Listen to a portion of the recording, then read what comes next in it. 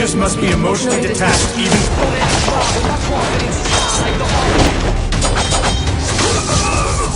Di episode 4 kali ini, ketika Logan tiba-tiba dapat telepon dari seseorang yang nadanya misterius banget.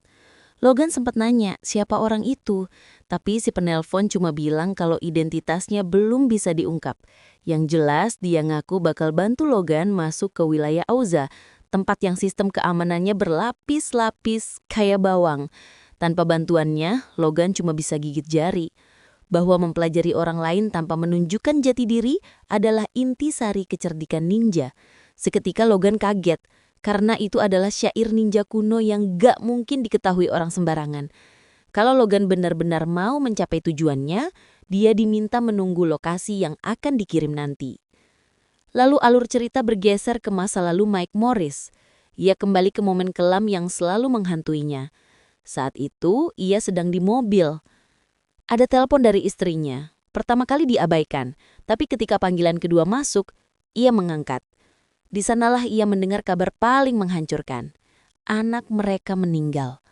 Pada akhirnya istrinya sadar bahwa menjadi pasangan agen FBI punya risiko besar, dan kehilangan itu jadi harga yang harus mereka bayar. Sekarang, Logan mengunjungi Morris untuk melihat keadaannya, sekaligus cerita soal telepon misterius tadi. Morris langsung wanti-wanti, minta Logan lebih hati-hati. Tapi Logan malah yakin kalau orang misterius itu adalah seorang ninja. Amanda ikut menimpali, menjelaskan kalau keamanan Auza memang rumit level dewa. Menurutnya cuma hantu yang bisa masuk tanpa ketahuan. Morris malah curiga kalau semuanya cuma jebakan. Setelah itu mereka berpisah dan kembali ke tugas masing-masing. Like me who got nothing left to lose. Did your wife know? Did you tell her what you were? Two of us broke the code. What code? Di sisi lain, pemimpin Auza lagi rapat bersama para ninja. Mereka membahas satu topik besar. Logan terlalu kuat. Tapi sang pemimpin mengingatkan bahwa dirinya bukan petarung. Ia hanya butuh data. Urusan baku hantam diserahkan ke sekretarisnya, Dilly. Lalu Big D bergumam dengan santai bahwa dia baru saja potong rambut. Dan kalau Logan berani nyentuh sehelai pun, dia bakal turun tangan. Bikin tegang, tapi agak lucu juga. Ketika suasana memanas, Master Yamiji langsung menghentikan ocehan mereka. Semua orang sudah tahu. That's enough mindless chatter. Logan bukan lawan yang bisa diremehkan. Rencana tetap sama, mengungkap teknik rahasia Logan. Dan soal teman baru Logan yang dari FBI, kalau mereka ikut campur, mereka akan disingkirkan. Selesai rapat, pemimpin Auza pulang bareng asistennya. Ia bilang tujuan utamanya cuma satu, mengetahui sehebat apa Logan dan ia bergabung demi mempelajari prototipe baru miliknya.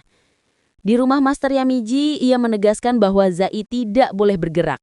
Yamiji sudah mengirim seseorang khusus untuk mengungkap teknik rahasia Logan. Cerita kembali ke Logan yang teringat masa lalunya.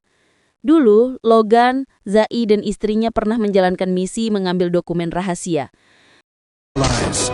You just must be emotionally detached, even over your life. The mission must always take precedence. Setelah berhasil, mereka menerima petuah dari sang guru bahwa masing-masing akan diajari teknik rahasia yang tidak boleh disebarkan, walau berteman. That is not all you will be receiving. Skill and strength that is unrivaled within our clan. Ketika mereka berkumpul, mereka tetap saling merahasiakan teknik masing-masing. If you ask me, and proof of our pact. What pact is... Keesokan harinya mereka menjalankan misi lagi. Setelah menumbangkan penjaga, istri Logan melihat pergerakan di lemari. Ternyata ada seorang ibu dan anak yang bersembunyi. Istrinya lengah dan serangan dadakan membuatnya terluka parah.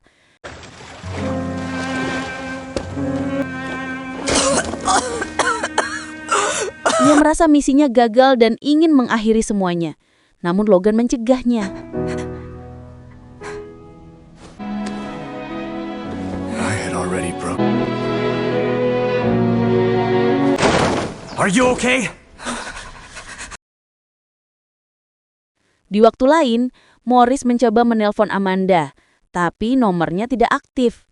Tidak lama bosnya menelpon dan menekankan bahwa Morris boleh melakukan apapun asalkan tidak menyentuh kasus Logan. Amanda pun sudah diperingatkan.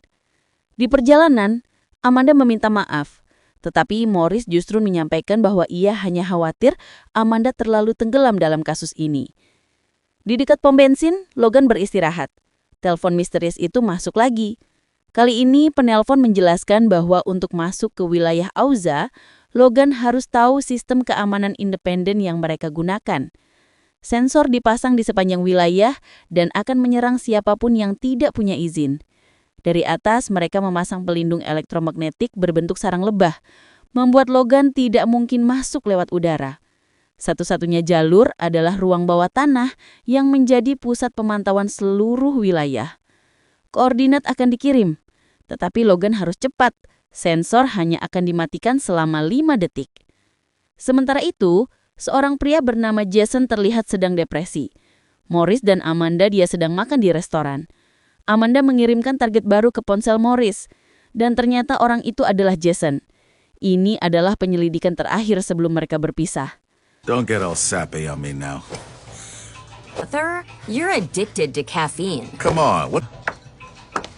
Actually, make it water. Jason pun terlihat memikirkan sesuatu, terutama soal anaknya, seakan menyimpan beban yang belum terungkap. Logan akhirnya mulai bergerak. Ia melaju cepat melewati para penjaga dengan senyap.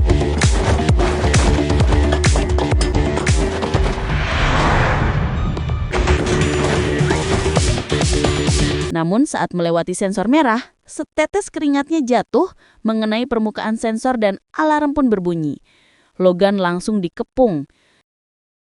Don't stop. The hallway just ahead is your way out. Saat hampir mencapai tujuan, Logan dihadang seseorang. Sosok itu ternyata Zai, rekan lamanya yang dulu pernah ia percaya. Episode ini ditutup dengan ketegangan besar di antara keduanya. Di episode 5 kali ini, cerita langsung dibuka dengan pertemuan panas antara Logan dan Zai. Logan memberitahu bahwa istrinya, yang juga dulu rekan perjuangan Zai, telah mati. Tapi Zai dengan hati yang makin mengeras tampak tak peduli. Seolah luka itu sudah lama dia kubur terlalu dalam sampai gak lagi terasa. Sementara itu, Mike Morris akhirnya menemukan Jason berkat bantuan Amanda. Ia menjelaskan bahwa Jason sebenarnya punya kontribusi besar untuk Auza sebagai peneliti, tapi ironisnya tidak pernah benar-benar dihargai. Kayak pekerja magang yang disuruh lembur tapi nggak pernah dikasih makan. Di kota Auza, bagian keamanan lagi heboh sendiri. Mereka menemukan bahwa sistem mereka sedang diretas. Alih-alih panik, mereka malah merencanakan jebakan supaya Logan masuk. Kalau Logan nekat menerobos, mereka berniat mengeroyoknya bareng-bareng. Pimpinan Auza pun mengangguk tanpa banyak pikir, seperti sudah lama menunggu momen itu. Logan juga menerima telepon dari si misterius. Ia diberitahu bahwa dirinya akan dijebak begitu masuk ke kota Auza. Tapi Logan tidak menggubris.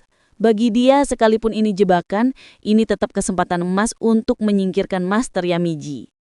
Kembali ke Morris, Jason awalnya salah paham. Ia mengira Morris ingin menjualnya ke Auza. Tapi Morris menyangkal keras. Ia hanya ingin bekerja sama.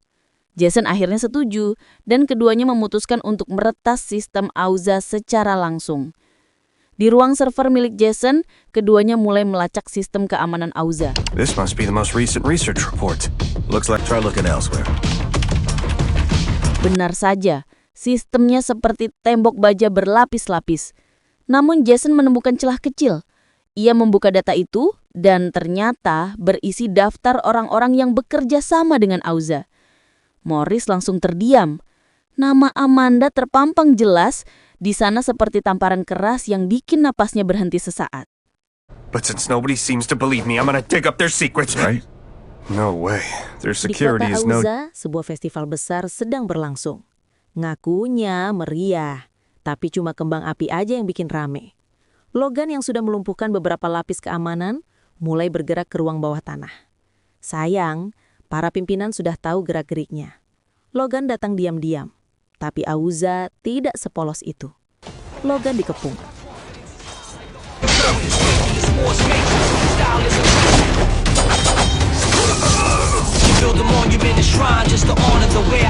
Sementara itu, posisi Morris sudah terendus. Prajurit Auza datang menyergap mereka. Dengan sedikit trik pengalihan, Morris dan Jason berhasil kabur. Namun tidak lama, seseorang membuntuti dari belakang. Serangan tiba-tiba membuat Morris kewalahan, tapi ia membalas dengan refleks seorang veteran.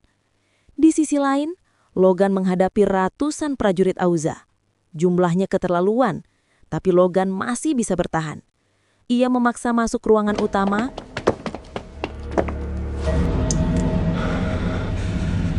Hot and bothered. I'm impressed you made it up. Dan langsung melihat kapal yang membawa Yamaji. Fokusnya hanya ke sana, seperti dunia lain tiba-tiba hilang. Tapi ketika ia hendak menyerang, serangan dari samping membuatnya terlempar. Logan tetap bangkit. Ia mengejar Yamaji meski tubuhnya sudah mulai kehabisan tenaga. Namun, lagi-lagi usahanya gagal. Di bawah sana, Never do it again. situasi semakin kacau ketika Logan harus kembali menggunakan teknik terlarang itu. Teknik yang sudah diingatkan oleh temannya agar tidak pernah dipakai lagi. Teknik yang bisa membunuhnya. Tapi Logan tidak peduli. Ia tidak punya pilihan. Di tengah pertempuran yang makin brutal, Zai muncul menghentikan serangan Logan. Kondisi Logan sudah setengah sekarat, tapi ia tetap mencoba melawan Zai meski tubuhnya tidak lagi sanggup bergerak.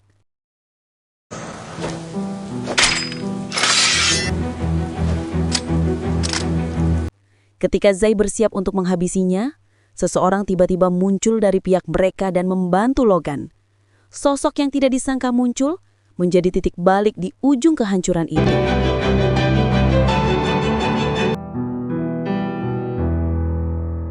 Di episode 6 kali ini, Logan dibawa kabur oleh seseorang yang misterius.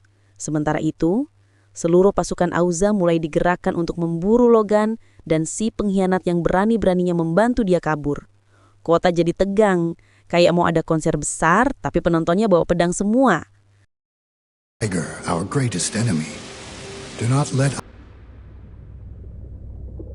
Ternyata sosok yang membawa Logan adalah Amanda. Dialah yang sejak awal menolong Logan dari ambang kematian. Logan yang lagi masa pemulihan langsung syok lihat Amanda muncul begitu saja. Amanda akhirnya menjelaskan bahwa misi rahasia yang diberikan pimpinan Auza adalah menyelidiki Logan. Mereka penasaran dengan teknik yang ia gunakan. Teknik yang bahkan di dunia ninja pun sudah jarang muncul. Sedangkan Mike Morris sama sekali tidak tahu tentang itu. Dia cuma dianggap warga sipil yang kebetulan salah masuk cerita. Tapi ada sisi lain dari Amanda. Dialah yang selama ini mengubah suara dan menjadi si penelpon misterius. Ia melakukan itu untuk membantu Logan membalas dendam. Karena Amanda punya tujuan yang jauh lebih rumit daripada yang terlihat. Sekarang, Logan bukan lagi tandingan mereka. Karena setelan itu, dia akan kalah dalam bertarung. Sekalipun Logan memakai teknik rahasia. Tapi Amanda belum menyerah. Ia membawa satu harapan terakhir. Setelan khusus yang ia rancang untuk Logan. Sayangnya, Yumaji sudah mendengar laporan bahwa Amanda mengambil setelan itu untuk Logan. It was created by taking the ninja's 600-year history. Sebagai salah satu pengembang utamanya, Amanda tahu setiap baut, kabel, dan rahasia setelan tersebut. Di luar sana, keamanan kota Auza diperketat habis-habisan. Semua sudut digeledah, tapi tetap tidak menemukan jejak Amanda. Sementara itu, Mike Morris baru sadar dari pingsan. Sementara Jason marah besar karena dia pun ikut diburu. Jason bilang kalau Morris tak sadar selama 10 hari. Dan untung ada dokter kenalannya yang menyelamatkan Morris. Morris teringat satu hal. Nama Amanda yang muncul di komputer Jason. Namun sayangnya, Amanda belum bisa menyelesaikan setelan untuk Logan. Energinya kurang. Dia membutuhkan sebuah reaktor untuk menjadi inti setelan itu. Sementara Logan yang masih terbaring lemah, kembali dihantui kenangan istrinya. Ia teringat gumaman sang istri. Orang yang sedang marah akan kehilangan ketenangannya. Jika Logan ingin menghapus luka itu, ia harus menggunakan filosofi api dan es secara bersamaan agar tidak ada satupun yang bisa melukainya. Di luar sana, Yumaji mengutus orang untuk menyisir tempat-tempat yang belum terjamah. Sementara itu, Amanda berhasil mendapatkan inti reaktor yang dibutuhkannya. Sedikit lagi setelan Logan selesai. Setelan itu diberi nama Kamui. Beda dari setelan dari produk Auza yang standar, Kamui harus disingkarankan dengan otak pemakainya. agar bekerja sesuai kehendak pemakainya. Begitu prosesnya mulai, Logan tidak akan bisa bangun sampai sinkronisasinya selesai. Namun ada satu hal yang harus Logan ketahui. Jika ia mati kali ini, ia benar-benar mati. Semua karena fakta pahit yang Amanda simpan selama ini. Saat Logan dulu diserang di rumahnya, Amanda lah yang menyelamatkannya, menggunakan teknik jarum untuk membekukan sel-sel tubuhnya. Teknik itu membuat tubuhnya mati suri. Tapi teknik seperti itu hanya bisa dipakai sekali seumur hidup. Artinya, Logan tidak akan bisa dibangkitkan lagi jika jatuh kedua kalinya. Mendengar itu, Logan marah. Ia mempertanyakan kenapa Amanda tidak menyelamatkan keluarganya waktu itu. Di luar sana, pasukan Auza akhirnya merangsak masuk ke tempat persembunyian Amanda. Tapi ternyata yang mereka temukan hanyalah jebakan. Tak lama kemudian, musuh muncul dari arah atas. Mereka sudah tahu Amanda bersembunyi di dalam kontainer karena benda itu terus bergerak tanpa henti. Amanda mencoba bertahan, berusaha mati-matian agar setelan Logan bisa sinkron 100%. Duel besar pun pecah. Di sisi lain, Morris mencoba menghubungi Amanda tapi tidak ada jawaban. Ia bergumam bahwa semua orang dalam daftar itu harus ditemukan satu persatu. Jason bingung karena butuh laptop untuk melacaknya. Lalu Morris baru ingat, di dalam mobil Amanda ada komputer canggih yang bisa melacak apapun. Kembali ke Amanda, pertarungan makin sengit. Lawannya terlalu kuat. Amanda sampai meletas semua perangkat di sekitar. Mobil, drone, apapun yang bisa jadi tameng.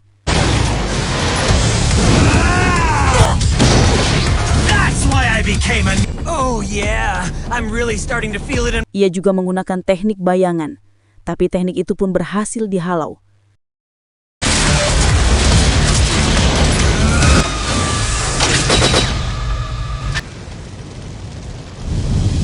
Amanda semakin terpojok. Tubuhnya mulai melemah, tapi ia tetap bertahan demi sinkronisasi Logan. Saat sinkronisasi mencapai 50%, Amanda mengirimkan rekaman terakhir langsung ke alam bawah sadar Logan. Suaranya terdengar lirih, seperti seseorang yang tahu waktunya tinggal hitungan detik. Ia mengungkapkan alasan kenapa ia menyelamatkan Logan. Dulu istrinya pernah menyelamatkan Amanda. Sejak saat itu mereka berteman.